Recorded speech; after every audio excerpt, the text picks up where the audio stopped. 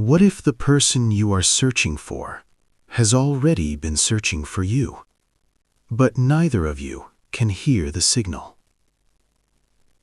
What if love, connection, and magnetic attraction are not about luck or timing, but about a frequency you broadcast from the deepest chamber of your subconscious mind?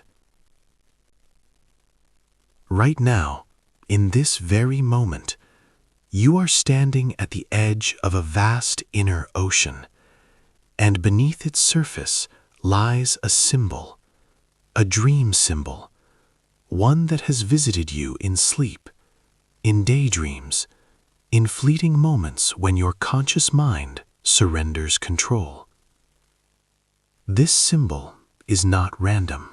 Carl Jung spent decades proving that our dreams speak in a language older than words, a language of archetypes, of universal patterns carved into the collective unconscious of all humanity. And today, you are going to choose one symbol from 5 ancient dream images, and that choice will reveal the exact frequency your soul has been broadcasting into the world.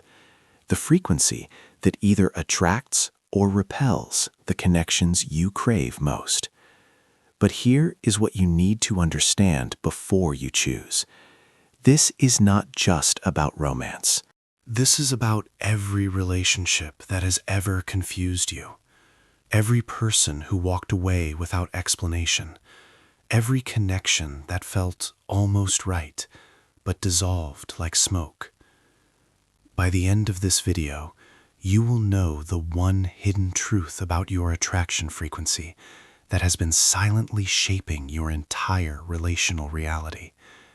And once you see it, you cannot unsee it. Close your eyes for a moment and imagine yourself standing in a twilight forest. The air smells of earth and distant rain. Before you, 5 glowing symbols hover in the mist, each one pulsing with a different light, each one whispering a different promise. There is a key, ancient and golden. There is a mirror, cracked down the center. There is a staircase, spiraling upward into clouds. There is a door, half open, with warm light spilling through. And there is a flame, blue and cold, dancing without a source. One of these symbols has appeared in your dreams before, or it will appear tonight after you watch this video. One of these symbols is the gatekeeper to your subconscious attraction frequency. Jung believed that our subconscious does not think in logic or language. It thinks in symbols, in images that carry emotional weight across lifetimes, across cultures, across the invisible threads that connect every human soul. When you choose a symbol, you are not choosing with your mind. You are choosing with the part of you that has been trying to speak to you for years, the part you have been too busy, too afraid, or too distracted to hear. So take a breath. Let your intuition rise to the surface. Which symbol calls to you? Not the one you think you should choose, but the one that makes your chest tighten, the one that feels like a memory you cannot quite place. Hold that choice in your mind, and now, let me show you what it reveals. If you chose the golden key, you are broadcasting the frequency of the hidden sovereign. At first glance, this seems like a symbol of power, of unlocking potential, of access to secret rooms within yourself and others. And yes, there is power here. But listen closely, because this is what most people are too afraid to admit about this choice. You do not want a partner.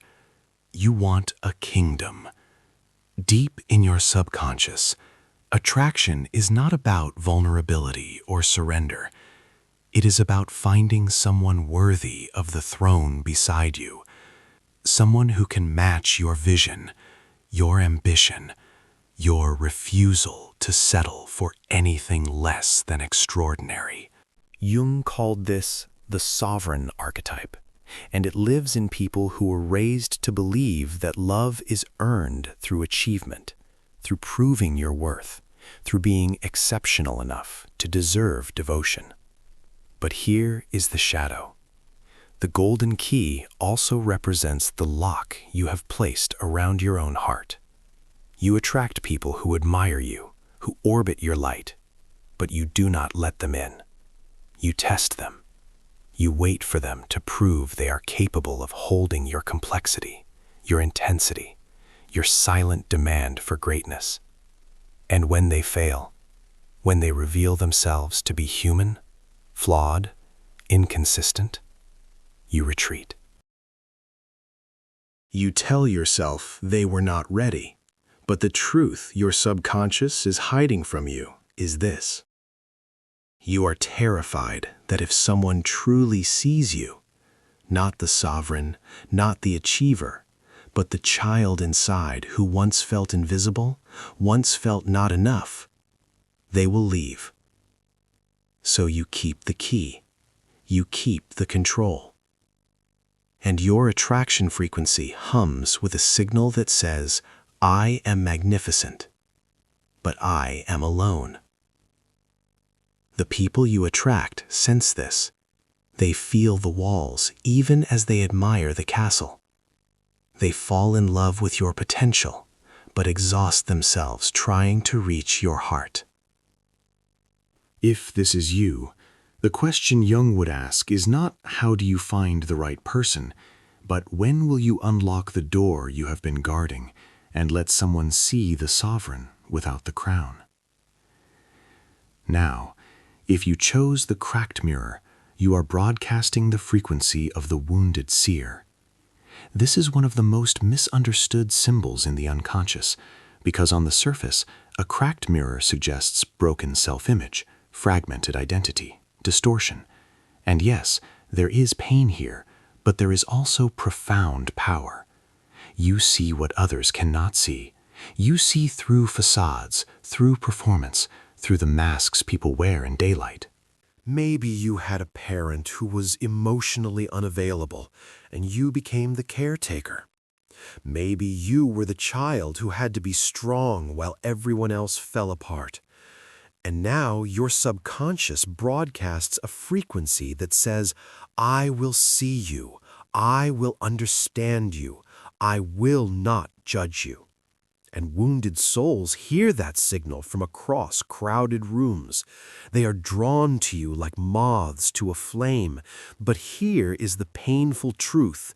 They do not stay once they heal. They do not love you the way you loved them, because the foundation of the connection was never about partnership. It was about rescue. The crack in the mirror is not in them. It is in the way you see yourself. You have been looking at your reflection through the lens of your usefulness, your empathy, your endless capacity to absorb someone else's chaos. But who are you when you are not needed? Who are you when you are simply wanted, desired, celebrated, not for what you can do, but for who you are?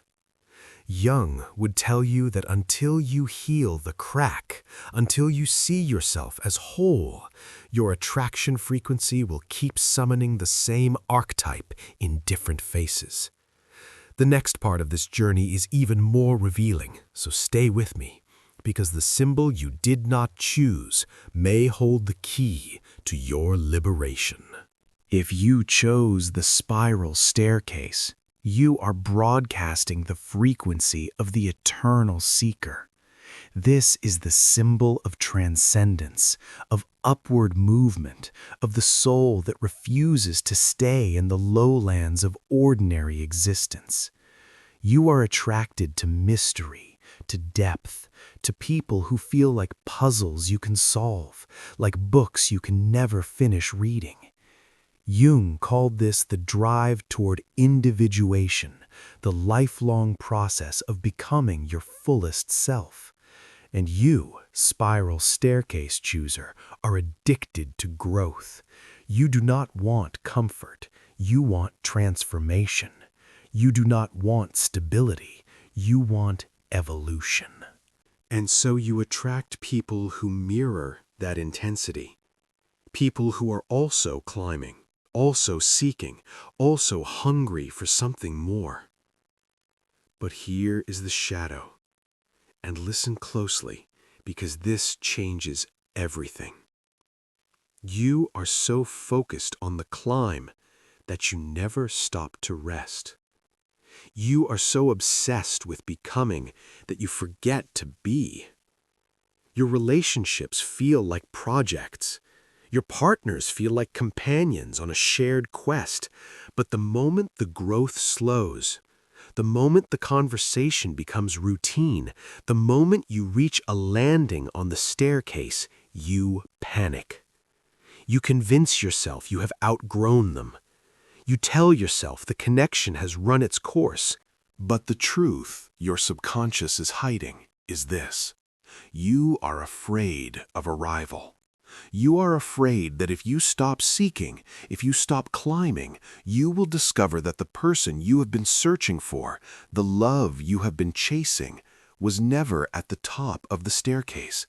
It was on the landing you passed 3 levels ago. You were raised, perhaps, in a home where love was conditional on achievement, where being still meant being left behind, where rest was equated with failure. And now your attraction frequency hums with a signal that says, I am going somewhere, keep up or get out. The people you attract are either climbers like you, and the relationship becomes a competition, or they're people who want to rest, and you resent them for it. Jung believed that true individuation requires integration, not just transcendence. It requires you to honor the part of you that wants to sit on the stairs, to hold someone's hand without needing it to mean something profound, to love someone not because they challenge you, but because they see you. If this is your symbol, your work is not to climb higher. It is to turn around and see who has been climbing beside you all along. Now, if you chose the half-open door, you are broadcasting the frequency of the threshold guardian. This is the symbol of possibility and paralysis, of invitation and fear. The door is open, light is spilling through, and yet you stand frozen. Why? Because Jung understood that the threshold is the most dangerous place in the psyche. It is the place where the known world ends and the unknown begins. You attract people who represent potential. Every relationship feels like it could be the one, like it could change everything, like it is on the verge of becoming something extraordinary. And yet, it never quite does. Not because the people are wrong, but because you cannot cross the threshold. You keep 1 foot in, 1 foot out. You are available, but not fully. You are open, but not vulnerable. You say yes to dates, to conversations, to intimacy, but some part of you is always watching from the doorway, always ready to retreat. And the people you attract feel this. They feel the warmth of your presence and the chill of your distance. They fall in love with the version of you that could be, but they exhaust themselves trying to coax you through the door. Here is what the half-open door is really telling you. You are not afraid of the wrong person. You are afraid of what will be required of you if you step fully into love. You are afraid of losing yourself, of being consumed, of repeating a pattern you witnessed in childhood. Maybe you watched a parent disappear into a relationship.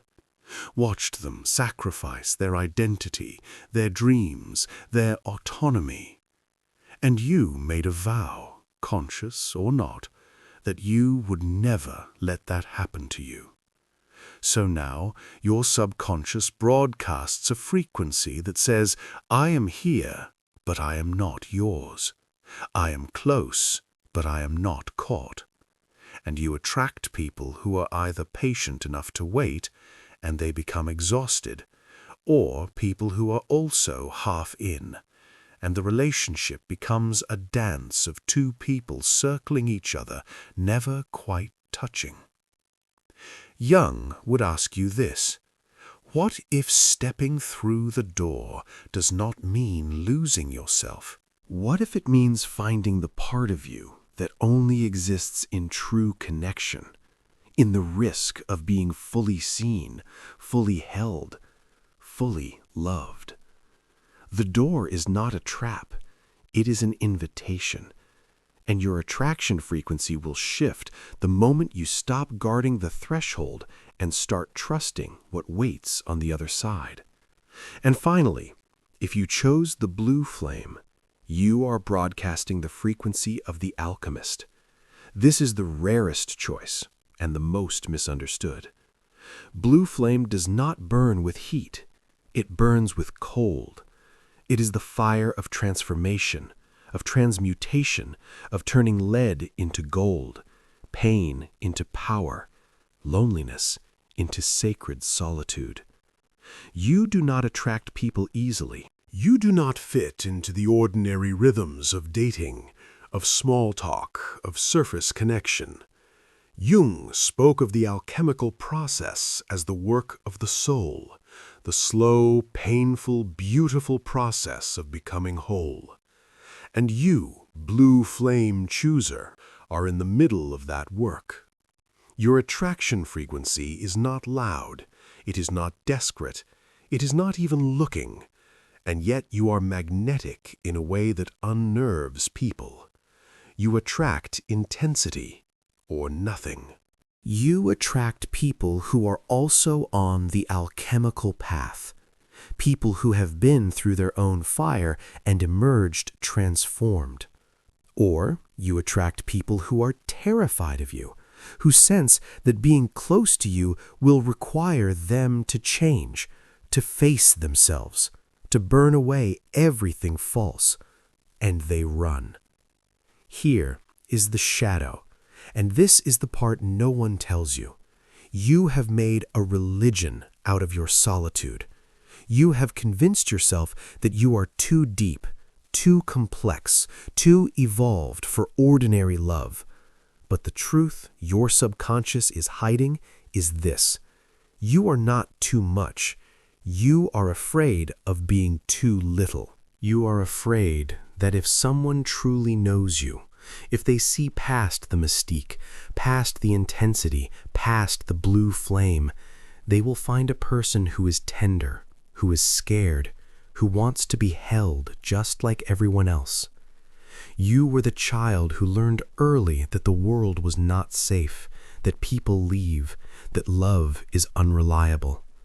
And so you built a fortress of self-sufficiency. You told yourself you did not need anyone, and your subconscious believed you. Now your attraction frequency hums with a signal that says, I am complete alone, and the universe reflects that back to you. But Jung would tell you this: alchemy is not a solo practice. The philosopher's stone, the ultimate symbol of transformation, requires the union of opposites. It requires you to bring your flame into contact with another's, to risk the chaos of merging, to trust that you will not be extinguished, but expanded. Your vision will become clear only when you can look into your own heart. Jung wrote those words knowing that most of us spend our entire lives projecting our inner world onto others, blaming them for the disconnection we feel, searching for someone to complete us when the real work is integration. Every symbol you saw today, the key, the mirror, The staircase, the door, the flame is not just a dream image. It is a messenger from your subconscious, a clue to the frequency you have been broadcasting without even knowing it. And now you know. You know why certain people are drawn to you and why others drift away. You know why some connections feel electric and others feel empty. You know the wound that has been shaping your attraction patterns, and more importantly, you know the path forward. This is not about changing who you are. It is about becoming conscious of the signal you send, about choosing with intention the frequency you want to broadcast into the world. Tell me in the comments which symbol you chose, and if this resonated, tell me how. Because your story, your journey, your process of waking up to your own subconscious patterns, that is the work that changes everything, not just for you, but for every person you will ever love.